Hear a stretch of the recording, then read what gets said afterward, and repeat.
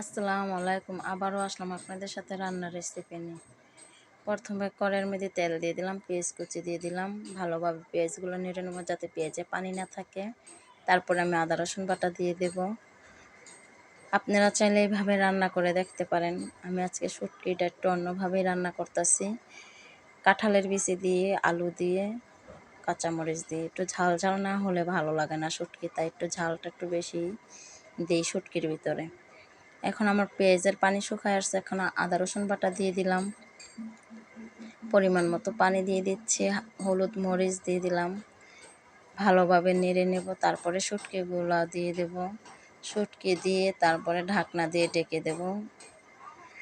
দেখেন কত সুন্দর একটা কালার হয়েছে, আপনাদেরকে কি বলবো আমি। এখন শুটকির ঘ্রাণই যেমন অন্যরকম।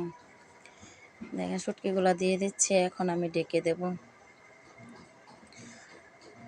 আপনাদের যদি ভালো লাগে আমাকে লাইক কমেন্ট শেয়ার করবেন। আমি আবারও দেখাবো আপনাদেরকে শুটকি অন্যরকমভাবে রান্না করে। কি সুন্দর ঘ্রাণ বাড়িছে, মনে হচ্ছে যে এখনই খেয়ে ফেলি গরম ভাত দিয়ে। এখন আমি তরকারিগুলো দিয়ে দেব। তরকারিগুলো দিয়ে ভালোভাবে নেড়ে নেব, ঢাকনা দিয়ে ঢেকে দেব। দেখতে নাড়তাছি আর কত সুন্দর ঘ্রাণ আসতেছে, যে কালারটা অনেক সুন্দর হয়েছে। আমি কম তেল দিয়েই তরকারি খাওয়ার চেষ্টা করি। এখন ঢেকে দিয়েছি, 2 মিনিট পরেও উল্টিয়ে দেখেন কত সুন্দর কালার হয়েছে। তেলটাও অত বেশি না, পরিমাণ মতনই হয়েছে যেরকমটা আমি খাই। এখন পরিমাণ মতো একটু পানি দিয়ে দেব যাতে কাঁঠালের বিচিগুলো সিদ্ধ হয়। দিয়ে দিলাম পরিমাণ মতো পানি। এখন নেড়ে ঢাকনা দিয়ে ঢেকে দেব। ঢাকনা দিয়ে ঢেকে দিচ্ছি।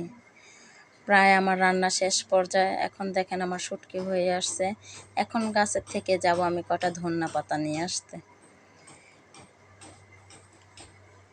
দেখেন এখন আমি ধনিয়া পাতা নিয়ে আসতে গেলাম গাছ থেকে। দেখেন বৃষ্টিতে গাছগুলো কত সুন্দর হয়েছে, পাতাটি আরো বড় বড় হয়েছে। ভালো লাগে যখন গাছের থেকে উঠাই আমি। গাছের জিনিস দেখতেও যেমন সুন্দর, অনেক ঘ্রাণ ধনিয়া পাতাগুলা। এই যে আমি উঠিয়ে নিয়ে আসলাম। আপনাদেরকে তো সেই দিনও দেখালাম আমার গাছের ধনিয়া পাতা। দেখেন প্রতিদিনই আমি উঠাই নিয়ে আসি ধনিয়া পাতা, গাছে আছে বলে খাইতে পারতাছি।